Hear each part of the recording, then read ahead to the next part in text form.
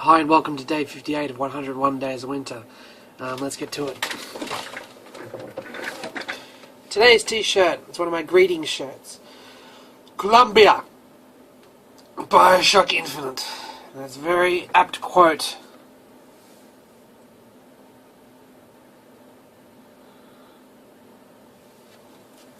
A quote that makes you think. Not say so true, but just a quote that makes you think. Today's movie is The Matrix. The first one, because the next two were crap. Crap. So, not much else then to add to that. You've seen The Matrix. Everybody would have seen The Matrix. So I'm not going to go into it because the rant speech thing that I'm doing next may take a long time, and my YouTube thing is 15 minutes, so it has to be on. I only just made it yesterday, so today is more of a topic of conversation. It's more of something that's I'm going to explain to everybody else out there about, I guess, the way I am. The way I am is a very chicken or egg situation. I was a very sensitive kid. So you know how some people, like when they face adversity, or somebody tells them you're not good enough, and then their reaction is, well, fuck you, I'm going to prove to you that I'm good enough, that I'm better than you think I am. That's not a reaction I've ever had. So just you personally, go back and have a think for a second of all the times you've been told you've been rejected, or like they're trying to encourage you to basically fucking give it your all kind of thing, as in they're trying to use that, I guess, I don't know if it's really reverse psychology, but to try and inspire you to basically prove them wrong. Anytime a teacher has ever done this has backfired with me. And it's a common mode of teaching and coaching. And I was a professional swimmer for quite a long time. Also as in a very big sporty head.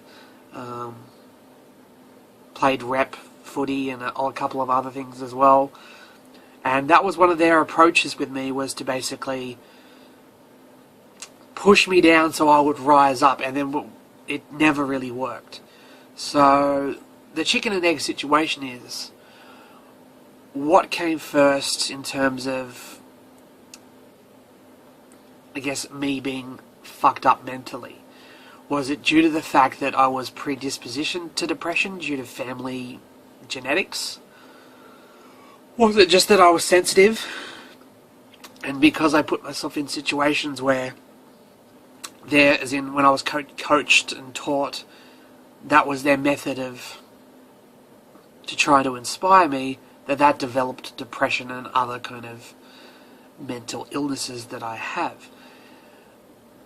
I don't truly know. None of my therapists, but they've basically mentioned, yeah, it's a big chicken and egg situation as well. They don't know which one came first. Instead of like me responding, oh, I'm going to prove you wrong, I kind of went, oh, I guess I am a piece of shit. I won't amount to anything. That's the kind of mindset that I've unfortunately taken, which has caused a few issues. Some that I've talked about before, some that I'll talk about in future. It's basically multiplied my sensitivity. Now, that sensitivity is a blessing and, I guess, a curse. It makes me very empathetic, not just pathetic, but empathetic. And so it makes me kind of be a nicer person, treat people with respect, treat people the way that they should be treated, essentially. But of course, that invokes a reaction to some people who don't want to be treated very nice. That opens up another thing, but that's two issues colliding, really.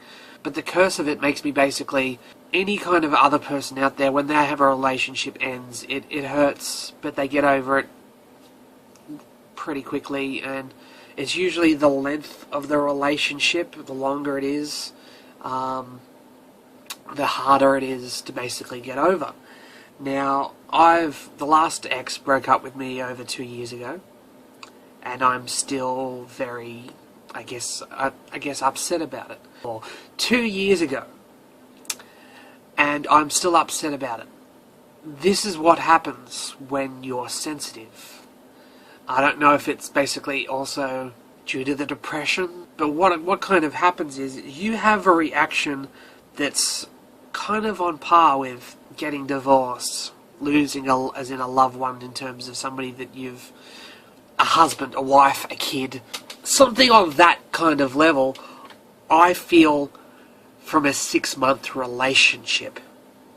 You'll either have one of two reactions to that piece of news. One, I'm blowing it out of proportion and I'm not actually, it's not that bad, I'm just got no perspective, which to be honest, it could be. I don't think it is, because when my grandmother died and my end of my relationship, they both fucking hurt just as much.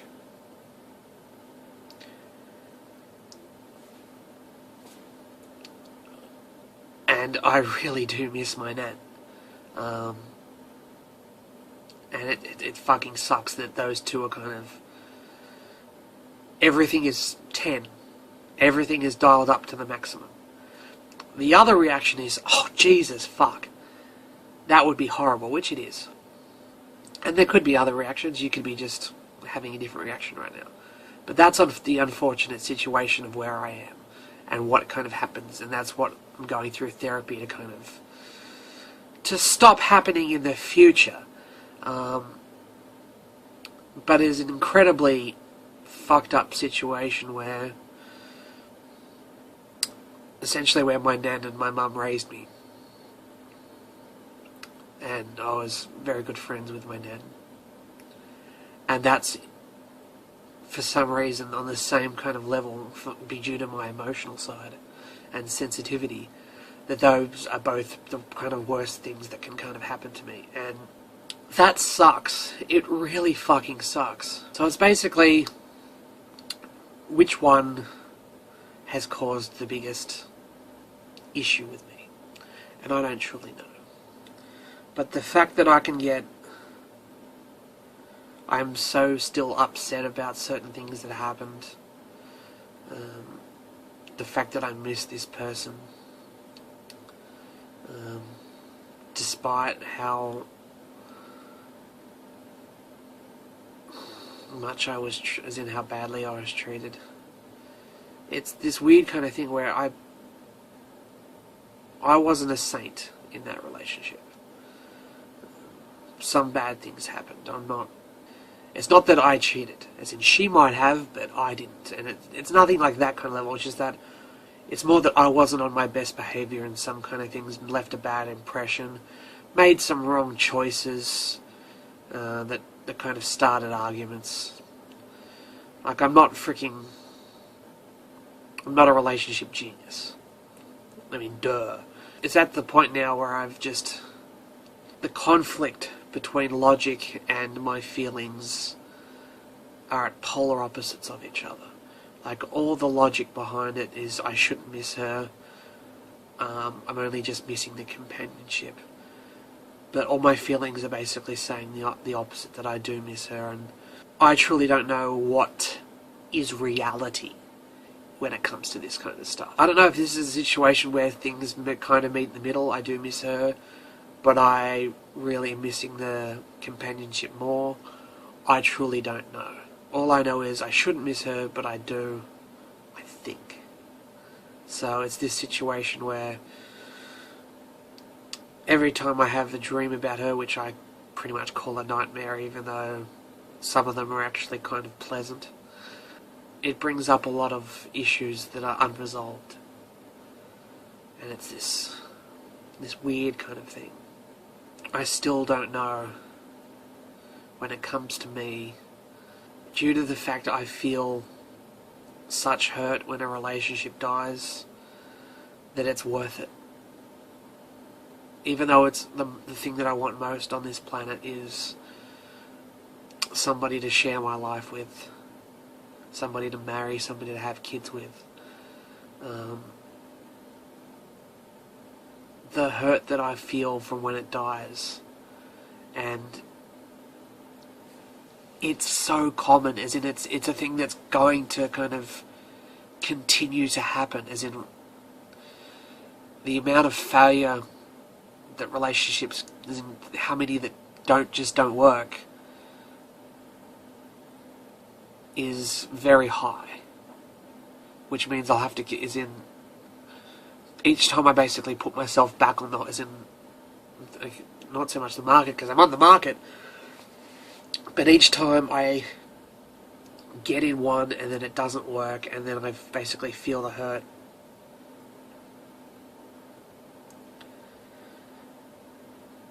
it basically robs any progress that I've had with therapy and among other things as well, because it really feels like the entire world is just falling apart and just breaking. And it's this thing, whereas I'm now at the point of this, in my mental state and just my outlook is, there's certain things that's stopping me from having kids, as in not just the monetary side, but the genetics, because of my mental illness, as in plural. The fact that something I've mentioned previously, which I won't re-mention, you'll know the one that I'm talking about if you've watched the previous videos. There's so many things that are stopping me having kids. And then it's when you get to the relationship aspect as well, as in, people keep on telling me, oh, you've had 3 sexual partners with actual proper sex, and then an additional 2 more if you're counting other stuff, in terms of third and that kind of stuff. And then another one, never mind. Like, you're not a freaking 30-year-old virgin yet. Well, you're not going to be, because you've had sex. It's just this. They're telling me, oh, you're not completely unlovable, even though I kind of think I am, and there's all this kind of stuff going. It's really not as bad as you're making, as in, it is. It's maybe it's not as bad, but it's this situation where with what happens after you get into one, which is kind of complete luck with me, it's not really worth it anymore. And it's this kind of situation where in my head, I kind of know it's not worth it. I'm not going to get what I want, but I still want it.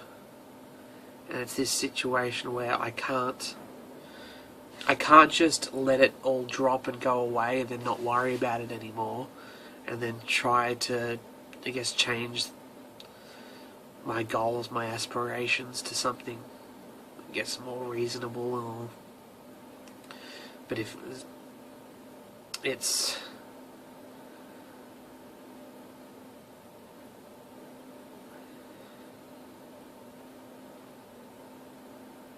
I can't let those dreams die, and I can't go after them either. And it's not a place I'd wish on my worst enemy. It's just not. So,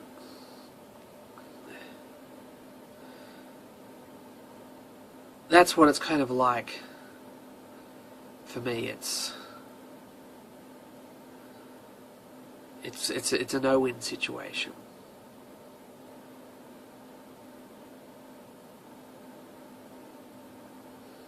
So that's it from me. Remember, this is the last video I'm posting online, because I'm going to Melbourne tomorrow, and then when I get home I've got to do over 7 days worth of editing, so it won't be up for quite a while. The best you're kind of looking at is maybe the Monday after I get back. So if it's 3 weeks from now and there's no videos up, it means that you can pretty much guess.